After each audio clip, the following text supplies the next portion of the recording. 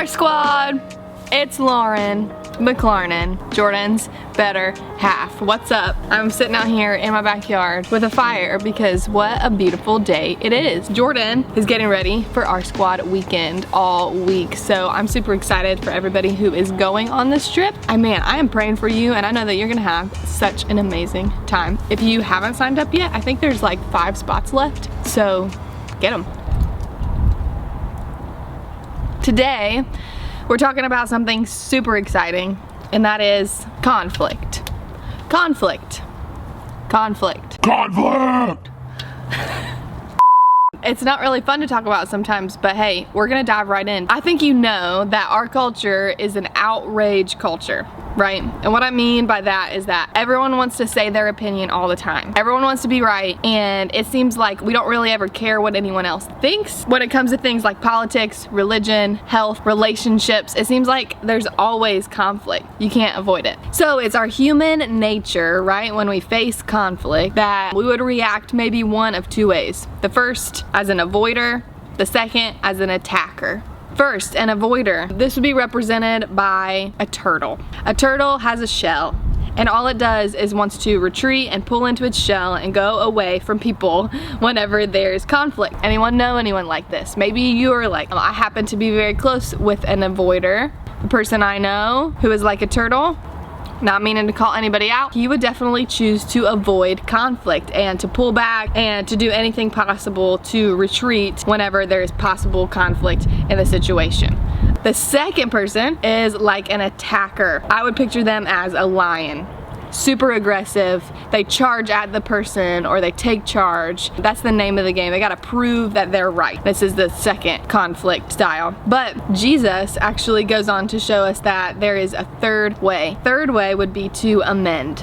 So we find this amending in the Sermon on the Mount. You know, we've been talking about what does it mean to live a good life? What does it mean to be a good person and to follow the ways of Jesus? And they may be actually counterculture from what the rest of the world wants to do. So if the rest of the world is either avoiding or attacking, and Jesus is teaching, he's showing us how to amend. Matthew 5 verse 9 says, "God blesses those who work for peace, for they will be called children of God." See, Jesus shows us what it's like to make peace with God. And in order to show you that, I need to backtrack a little bit, actually to the very beginning of the Bible. See, in the beginning, God made Adam and Eve in the garden, and the garden was at peace. The garden was perfection, and it was exactly as God intended it to be. Because God's presence requires that perfection. We are not holy, but God is holy, and so to be in his presence and to be at peace with him means everything has to be perfect. Then there was sin. Humans did wrong and humans sinned. There was the first sin, then the second, then the third, then the fourth, fifth, sixth, and humans just continue to fall further and further away from God. Then God provides an ultimate solution through his son, Jesus. Jesus comes to earth and he shows us how to offer grace on earth and how to provide the perfection that God requires. Ultimately, Jesus died on the cross to take all of our sins, to wash it all away, so that we may be seen as perfect with God. So Jesus makes peace between God and humans.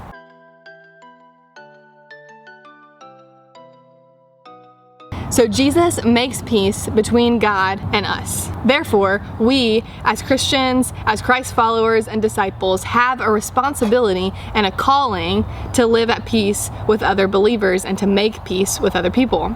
Check this out. Romans 12:18. Never pay back evil with more evil. Do things in such a way that everyone can see you are honorable. Do all that you can to live at peace with everyone. So here's the deal. Conflict is fire. When there's conflict in a situation, there are flames going, and we have a choice. You can bring a blue bucket of water to the situation, and you can pour that water on the fire and douse it. Or I can bring a bright red bucket of gasoline and pour that on the fire, and you know what happens. Gasoline poured on the fire draws attention, but often we miss that this has a really big impact on other people. It may not seem like a big deal at the time, a funny comment or making fun of a friend in a conversation, or I'm only posting my opinion, but really all I'm doing is pouring gasoline on the fire and making that fire in that situation bigger and bigger and bigger. And here's the deal, by stating our opinion or by pouring more gas on the fire, all I really want is to draw attention. But water, on the other hand, douses the flame. Water brings peace, brings calmness, brings stillness to the situation. Sometimes bringing water to the situation looks like being quick to listen and slow to speak. Sometimes bringing water means not saying anything at all. Sometimes it means deflecting a conversation and making a peaceful comment so that it doesn't blow up in flames, but that the fire diminishes little by little by little. Jesus says, "Blessed are the blue bucket people." So some of you may be thinking, like I have, what about fighting for what's right? Does this mean we never get involved in conflict? And the answer is no, but the answer is that we do it with grace. One of the most amazing examples of a peacemaker in our time that we've been talking about a lot this month is Martin Luther King Jr.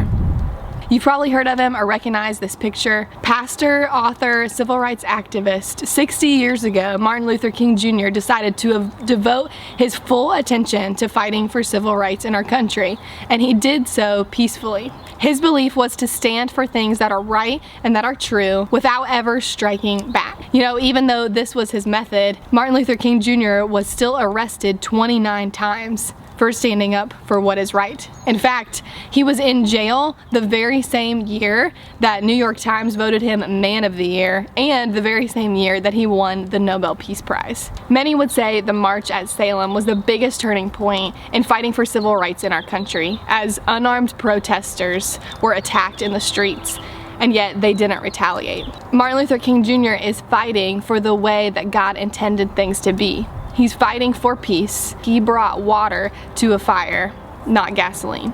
Martin Luther King Jr. was a blue bucket person, and Jesus says, "Blessed are the blue bucket people. They will be called sons of God." So where is God telling you to be a peacemaker? Where is he telling you to work for peace? Maybe there's a relationship that has been broken, and in order to restore that relationship, you're gonna have to grab a blue bucket instead of your red bucket of your opinion, and you're making fun and you're trying to be right. Maybe there's a situation that God is trying to tell you, stop pouring the red bucket and go grab yourself the blue, go grab yourself some water and douse the flame.